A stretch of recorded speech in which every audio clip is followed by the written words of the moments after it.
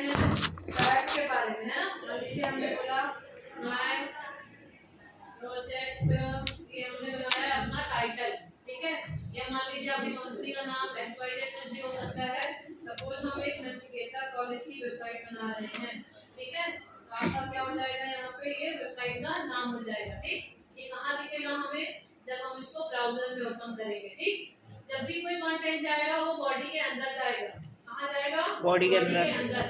अब हम लिखेंगे मान लीजिए पैराग्राफ, क्या लिखा हमने, पैराग्राफ। हमने एक लाइन बनाई नॉर्मल की, बना ली, ठीक है। इसके अंदर मुझे लगाना है मार्क टैग। कौन सा लगाना है, मार्क टैग। तो हमने ये लगा दिया मार्क, ठीक। मार्क लगा दिया। मार्क स्टार्ट हुआ है ओपन और क्लोज, इसके बीच में मुझे चाहिए क्या, कंटेंट। क्या चाहिए, कंटेंट। तो हमने इसको कट किया और मान लीजिए मुझे यहाँ से यहाँ तक मार्क चाहिए, ये कर दिया, ठीक। तो कंटेंट क्या होगा, जहाँ से स्टार्ट हुआ है और जहाँ तक क्लोज हुआ है वहाँ तक क्या होगा, हाईलाइट हो गया। जाएगा। दिख रहा है, जहाँ से स्टार्ट हुआ था इसको हम करते हैं क्लोज। अब देखो जितना कंटेंट हमने मार्क के लिए, लाइट के पहले हमने मार्क लिखा है, ये देखो दिख रहा है। और लास्ट कहाँ किया, तो इसके बाद ये देखो, ये लाइन क्या हो गई, मार्क हो गई ना, नहीं हुई, बोला करो भाभी क्या है ना। अगर हमने यहाँ पे H1 टैग लिया, मान लो हमने H1 टैग लिया, ठीक। इसके अंदर हम लिख लेते हैं कि इंटर्नशिप, क्या लिखते हैं, इंटर्नशिप प्रोग्राम। सपोज मैंने हेडिंग डाली इंटर्नशिप प्रोग्राम, ठीक है।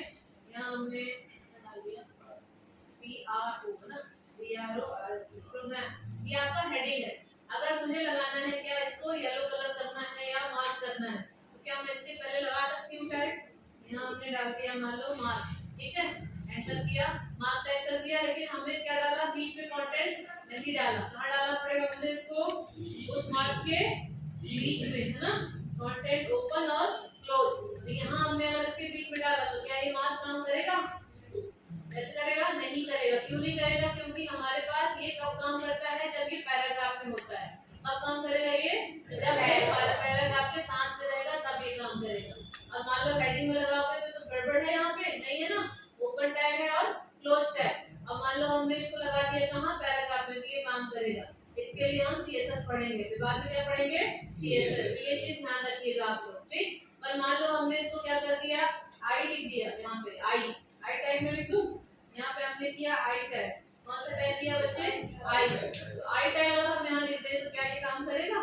यहाँ पे हमने यहाँ पे डाला इसको आई और क्लोज कर दिया, यहाँ से यहाँ इसको स्टार्ट कट करो और इसको कर दो इसके साथ अटैच। ये देखो आई काम कर रहा है ना, ठीक है, दिख गया। हम अपने हेडिंग को इटैलिक भी बना सकते हैं ना। और अगर अंडरलाइन भी लगाना हो तो यू टैग लगा सकते हैं कि नहीं, बताओ। अगर मैंने इसको यू टैग में लगा दिया तो यू टैग काम करेगा क्या, देखो यहाँ से हमने किया इसको कट और लगा कहाँ दिया इसको, इसके साथ में। तो देखो आपकी लाइनिंग यहाँ दिखने लगी अंडरलाइन, तो आए समझ में। आप अपने टैग के साथ मल्टीपल चीजें भी ऐड कर सकते हो। तो हम साउंड कौन सी कर, ठीक है, बताएगा। और हम यहाँ पे लगाएंगे स्ट्रॉन्ग टैग, कौन सा टैग लगाएंगे, स्ट्रॉन्ग। हमने ले लिया मान लो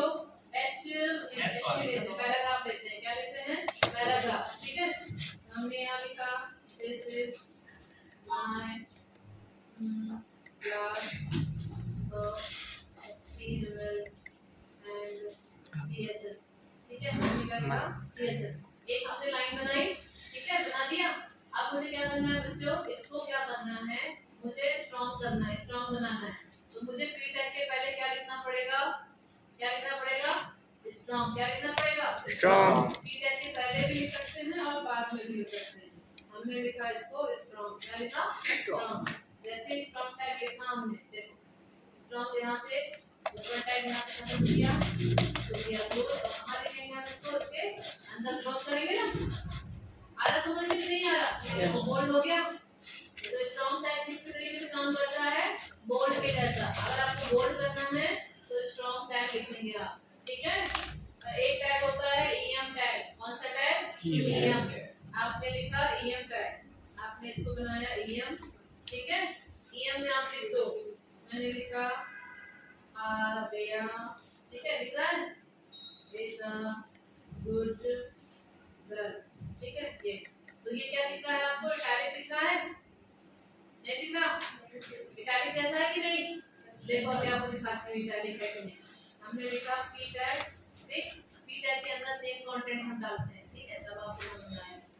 ये किया कंट्रोल सी, हमारा दिया इसको पी के अंदर, तो पी का टेक्स्ट अलग है और आया ये देखो ऊपर लाइन अलग है कि नहीं?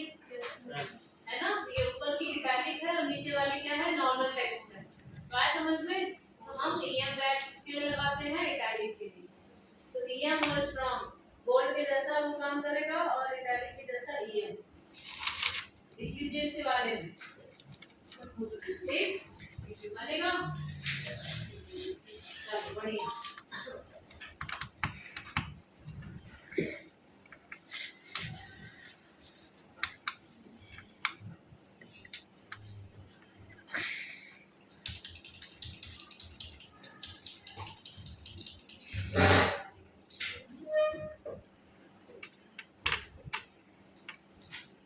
एक जो नीचे वाली लाइन है ना यहाँ पे, ये नीचे है SUT और SUP, ठीक है, ये भी यूज होता है।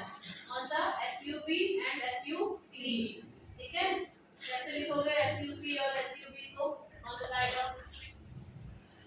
गणवेश को बनता है ना सर, बुलाओ उसको इधर, आ जाओ बच्चे। कैसे बनाओगे SUP और SUP को? पता है? आपको लिखना पड़ता है, मान लो फॉर्मूला लिखना पड़ता है। क्या फॉर्मूला? H2O। क्या लिखना है हमको? Formula H2O। तो क्या आप साइड से ऐसे लिखोगे? कैसे लिखेंगे? कैसे लिखना पड़ेगा मुझे? H लिखा मैंने, ठीक है, अब क्या लिखेंगे? SUB, यहाँ से लिखा B और 2 को क्या कर दिया? इसके अंदर लिख दिया, तो क्या हो गया? देखो दिख रहा है यहाँ पे, और यहाँ हमने लिख दिया सिंपल O, तो हमारा फॉर्मूला बन गया। ये देखो आप लोग को नीचे दिख रहा है क्या? नहीं दिख रहा? दिख रहा है। अब पहले हमारा H2O कैसा लिखा था? सिंपल H2O जैसा, ये है ना, टेक्स्ट जैसा। आप देखो कैसा लिखा हुआ है, H हमने बाहर किया, 2 को हमें नीचे लेना था, तो हमने SUB के अंदर लिख दिया। आया समझ में? ये कब यूज करोगे आप? जब आप केमिस्ट्री के फॉर्मूले बनाएंगे, आप कभी बुक पब्लिश करेंगे तो उसमें आपको ऐसा लिखना पड़ेगा, ठीक है, कंटेंट में। फिर इसके बाद अगर आपको, जैसे आपने बनाया Na2Cl, ऐसा कुछ फॉर्मूला भी होता है ना, बहुत सारा होता है, जिसने केमिस्ट्री पढ़ी होगी उसको मालूम है। और अगर आपने मैथ साइंस के फॉर्मूले पढ़े होंगे, a का होल स्क्वायर प्लस b का स्क्वायर, ऐसा, तो क्या हम ऐसा लिखेंगे इसको? ऐसा लिखेंगे क्या? मैथमेटिक्स में नहीं लिखेंगे ना ऐसा। ये देखो इसको कर देते हैं, एक टैग यूज होता है यहाँ BR, क्या यूज होता है? BR। तो BR से क्या होगा? लाइन ब्रेक मिल जाएगा। क्या मिलेगा? लाइन ब्रेक, ठीक है। लाइन नीचे आ गया ना, देखो पहले BR नहीं लिखा था तो कहाँ आ रहा था? अभी आप देखो कंट्रोल एक्स कर रही हूँ, कहाँ लिखा है ये? एक लाइन में। जैसे ही मैंने यहाँ लगाया BR, क्या लगाया? BR, लाइन ब्रेक हो गई। एक बार फिर से लगाएंगे तो क्या होगा? फिर से लाइन ब्रेक हो गई, फिर से लगाएंगे, फिर लाइन ब्रेक हो गई, स्पेस मिल गया ना। तो ब्रेक क्या करता है? आपको स्पेस देता है। क्या देता है? स्पेस। उसके लिए कौन सा टैग है? BR। क्या है? BR, ठीक है। अब ऐसे ही हम क्या करेंगे, अगर एक a square plus b square करना हो तो क्या करेंगे हम? उसके लिए कैसे लिखेंगे उसको? BR लिखो, ठीक है। अब उसके नीचे हम क्या लिखेंगे? बताओ बच्चे लोग, यहाँ से इसको करते हैं हम। पहले हमें क्या लिखना पड़ेगा? A। क्या लिखना पड़ेगा? A, ठीक है। फिर हम लिखेंगे क्या? ब्रैकेट स्टार्ट करेंगे SUP। SUP लिखा, SUP के अंदर क्या आएगा? 2। क्लियर? A का स्क्वायर आ गया, ठीक है। फिर हमने क्या कर दिया? इसको प्लस, ठीक, और हमें बनाना है b का होल स्क्वायर, b का स्क्वायर, जैसे हमने बोला b, ठीक है। अरे b आ रहा है, छोटा वाला b आ रहा है, ठीक हो गया। और हमने बनाना है इसको b, ठीक है। b लिया, स्क्वायर में 2 आएगा कि नहीं आएगा? आएगा। तो फिर से हम क्या लगा देंगे? SUP, ठीक है। तो SUP टैग है, यहाँ लगा दो 2, क्या लगा देंगे? 2। ये हमारा फॉर्मूला बन गया।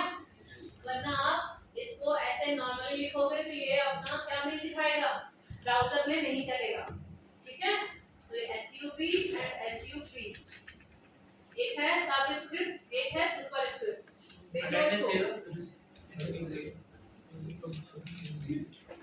एक है हमारा एसयूवी सबस्क्रिप्ट, दूसरा है सुपरस्क्रिप्ट।